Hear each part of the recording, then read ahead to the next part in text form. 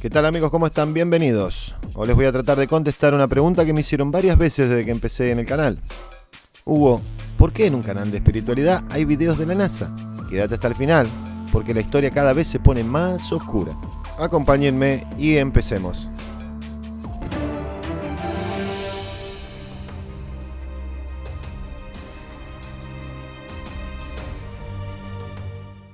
Bueno, en primer lugar, es muy documentado y muy sabido que muchos oficiales de alto rango en la NASA son masones. Vamos a tratar de entender el origen ocultista de la creación de la agencia espacial.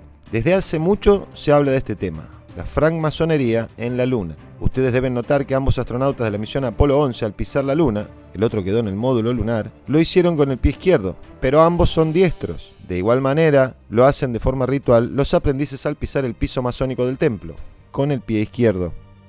Mucho se dijo de la participación de Neil Armstrong en masonería, pero a favor de la verdad no tenemos evidencia de esto, pero sí de su padre. En la página Freemason in Space de la Gran Logia Británica de Columbia y Yukon, subraya que Armstrong no fue masón, sin embargo asevera a continuación la militancia en la orden de su padre, a quien llama Neil Armstrong Sr., señalando incluso que pertenecía a la Gran Logia de Ohio. Acá podemos verlo y les voy a dejar el link en la descripción para que ustedes mismos puedan leerlo de la Gran Logia de Columbia. Les recuerdo que se dijo por mucho tiempo que en la Casa del Templo en Washington, D.C. hay una fotografía de Neil Armstrong sosteniendo su delantal masónico. Recuerden que en más de 50 años de su hazaña, entre comillas, Neil Armstrong jamás dio una nota a la prensa, y que Armstrong y Aldrin tienen sus estatuas dentro de la Gran Logia de Washington. Por ser dos maestros masones, recordemos que esta información siempre fue desmentida hasta que, al fallecer Neil Armstrong el 25 de agosto del 2012, la Gran Logia de la Argentina de Libres y Aceptados Masones emitió un comunicado, firmado por su gran maestre, Ángel Jorge Clavero, donde expresa su dolor ante el pase del hermano Neil Armstrong al Oriente Eterno. Además, en la carta daba por cierta la presencia de sendas estatuas, las de Neil Armstrong y de su compañero Edwin Buzz Aldrin, a las puertas o dentro de la Gran Logia de Washington. El hecho es que Armstrong ha negado repetidamente su militancia francmasona. La confusión seguramente deriva del hecho de que el padre del astronauta, que fue auditor del estado de Ohio, y que no se llamó Neil, sino Stephen Koenig, sí fue un activo masón. También fue miembro del Club de los Leones, de Huacaponeta, su ciudad de residencia. Por eso a Neil se lo califica como un lubetón, palabra que en el diccionario particular de la masonería significa sencillamente hijo de masón. Por supuesto que este Club de los Leones tiene ramificaciones en todo el mundo y dentro de los países, lógicamente contamos con varios de ellos en Argentina. Se dedican a hacer obras benéficas, por supuesto, apoyar el relato oficial, que para muchos esto ya sería un dato bastante lógico. Y les recuerdo también que la masonería argentina fue de las primeras instituciones en abrir sus puertas para los pinchazos. No cabe ignorar, asimismo, la gran importancia simbólica que reviste la hazaña lunar para los masones, hasta el punto de que un masón de la masonería de Lomas de Zamora, Buenos Aires, Argentina, en la zona sur de Buenos Aires, el doctor Enrique Febraro, sugirió la creación del Día del Amigo, que se celebra ya en 100 países. Cuando hablamos del amigo Aldrin, Buzz Aldrin, no cabe duda que al momento de su histórico viaje pertenecía a la Logia Montclair número 144 de New Jersey. Antes había integrado el cuadro de la Logia Clear Lake número 1417 en Seabrook, Texas. También era miembro de organizaciones paramasónicas como la Sagrada Orden del Temple de Sion, es decir, los Caballeros Templarios, y la antigua Orden Arábiga de los Nobles del Santuario Místico, más conocida como Shriners. En su libro Regreso a la Tierra, que bien puede considerarse sus memorias, Aldrin nos cuenta de su deseo de llevar a la Luna el anillo masónico del padre, y de su desilusión cuando lo extravió pocos días antes del despegue. En su lugar, portó consigo una orden especial del entonces soberano Gran Comendador J. Guy Smith, concediéndole pleno poder en el nuevo mundo que visitaría, con la condición de representarlo en él. Lo autorizaba asimismo a exigir jurisdicción territorial masónica sobre la Luna, una cosa increíble, en nombre de la Logia de Texas de Libres y Aceptados Masones. Para conmemorar el histórico acontecimiento y tal vez también para consolidar a la masonería texano-selenita, se emitió carta patente en favor de una nueva logia conocida como Tranquility Lodge, de número 2000, Logia de la Tranquilidad, que es también el mismo lugar donde aterrizó el águila, la cual trabaja bajo los auspicios de la Gran Logia de Texas, que tiene sede provisoria en dicho estado, hasta tanto pueda establecerse concreta y materialmente en nuestro satélite, dicen. Aldrin ocultó en el interior de su traje espacial una bandera del Supremo Consejo del Grado 33, jurisdicción sur de la masonería americana. Consta que la desplegó en la ausente atmósfera lunar, en una ceremonia que esta vez sí no captaron las cámaras. Hay versiones que dicen que Aldrin la trajo de regreso a la Tierra, para presentarla finalmente al soberano gran comendador Smith.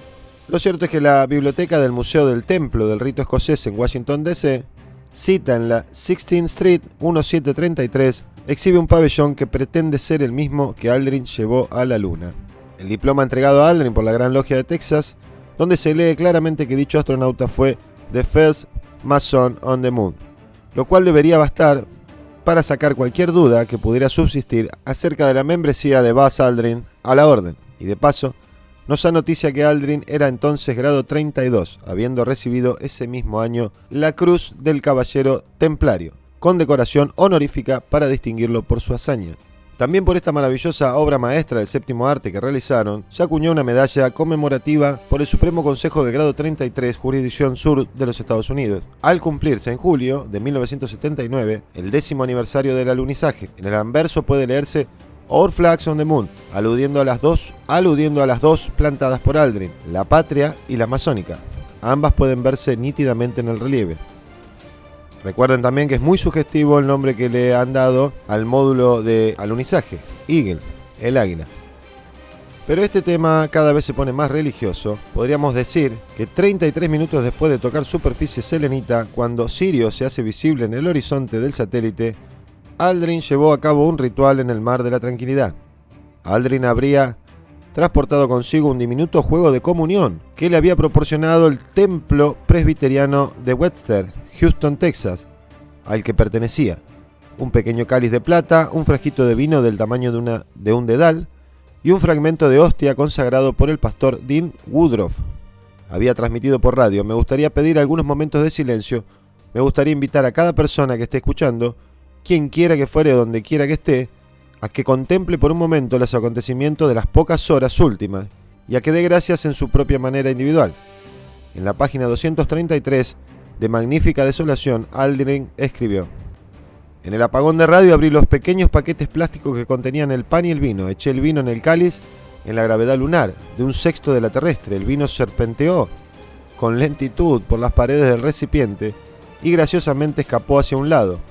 Luego leí la escritura: yo soy la vid, vosotros los pámpanos, el que permanece en mí y yo en él, ese dará mucho fruto, pero sin mí nada puede hacerse.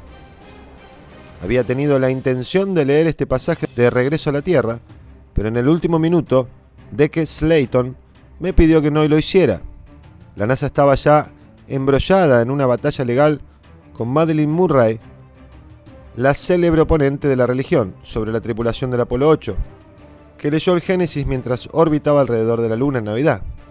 Estuve de acuerdo a regañadientes.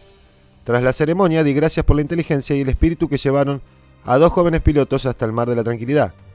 Era interesante para mí pensar el primer líquido alguna vez vertido en la Luna y el primerísimo alimento comido allí fueron los elementos de la comunión. El pasaje que Aldrin recitó corresponde al Evangelio de Juan 15:5 y fue escogido personalmente por el astronauta. El papel donde lo transcribió y que leyó a 250.000 kilómetros de la superficie terrestre, comillas, se conserva hoy en el templo de Webster, junto con el cáliz utilizado para la ceremonia. Con él cada año y en el domingo más próximo al 20 de julio, celebran los feligreses lo que han dado en llamar comunión lunar. Yo creo que esto no tiene nada que ver con la religión católica. Y finalmente aquí es donde se empieza a destapar lo más oscuro de la historia de la NASA, el caso de John Whiteside Parson. Se dice que este científico, cofundador del laboratorio de propulsión a chorro de Pasadena, también era masón. Parson fue quien implementó la idea de utilizar perclorato de potasio como oxidante del combustible para cohetes, de modo que podemos llamarlo sin exageración artífice de la era espacial en los Estados Unidos. el propio Wernher von Braun se refirió a él como el verdadero padre de la cohetería norteamericana. Adicto a las drogas, satanista, era amigo íntimo del inglés Aleister Crowley. ¿Se acuerdan de Crowley? Iniciado en la esotérica Hermetic Order of the Golden Dawn, Amanecer Dorado. Siempre se definió como mago y gustaba de hacerse llamar la Bestia, identificándose con el número que, según el Apocalipsis, le corresponde como seña distintiva, el 666. Fue cofundador del Astrum Argentum y alma mater de la controvertida Ordo Templi Orientis, Otto, donde rige su ley de Telema. Haz siempre tu voluntad. Este era el lema de Telema. De esta manera pretendía Crowley seguir fielmente el concepto que el propio Satanás, bajo figura de serpiente, susurró en el oído a Eva. Y acá tenemos otro amigo de Parson, Hubbard, que fue un escritor de revista Pulp. Se dedicó a la ciencia ficción, el terror y el western. En algún momento, respondiendo al desafío de una apuesta, según cuenta, fundó una nueva religión llamada Cienciología. Para quien no lo sabe, en la actualidad es la que practica Tom Cruise y que fue acusado de comer las placentas de su propio hijo. Hace 20 años anunciaba su separación con Nicole Kidman y una historia rodeada de misterio dice que la Cienciología jugó un gran papel en esa separación. De hecho, ella se fue corriendo de la casa. Volviendo a Parson, este alcanzó el rango de líder de Ágape, equivalente al maestro de banquete de los masones, en la Otto de California. Conoció a Hubbard en agosto de 1946, iniciando con él una amistad aparentemente férrea. Por órdenes del propio Crowley, desde Inglaterra, Hubbard y Parson practicaron rituales de magia sexual. Todo terminó, sin embargo, bastante mal. Hubbard se hizo amante de la entonces novia de Parson y huyó a Miami con ella. Y con una alta suma de dinero, Parson denunció a Hubbard por robo, pero el caso se resolvió extrajudicialmente. El demandante aceptó un pagaré del cazador de tiranos galácticos, que al parecer disipó su ofensa con la misma facilidad con que los aparatitos de la Cienciología esfuman extraterrestres. Parson fue despojado de su autorización de seguridad en los años 40 y casi procesado por traición a la patria, sindicado de deslizar documentos clasificados de su entonces empleador, Hugh Aircraft, al naciente gobierno israelí. Algunos autores consideran que la explosión que en 1952 lo mató en su laboratorio de Pasadena no fue accidental. En honor a la verdad, cabe señalar que ni la Otto ni la Cienciología tienen puntos de contacto alguno con la masonería, por lo menos comprobados, pero son bastante parecidas. La Ordo Templis Orientis, Orden del Templo del Este u Orden de los Templarios Orientales, es una organización internacional de carácter fraternal y religioso, concebida por el químico austríaco Karl Kellner a finales del siglo XIX y fundada por Teodoro Reuss. Y en realidad, finalmente, les quiero decir que los astronautas estadounidenses de filiación masónica son casi todos. Por ejemplo, en el programa Mercury, 3 de los 7 astronautas asignados al programa Mercury eran masones. En el programa Géminis, la totalidad de los astronautas eran masones. En el programa Apolo, 6 de los 10 astronautas eran masones. Así que les voy a dejar una lista completa de todos los que fueron masones, que son casi todos. Y además les voy a dejar algunos contactos que tiene la NASA que también pertenecen a otras órdenes ocultistas. Bueno, después de esta juntada de masonería, espero que les haya gustado. No se olviden, por favor, investiguen, duden, pregunten, tengan fe. No están solos, somos muchos, cada vez más. Abrazo a todos.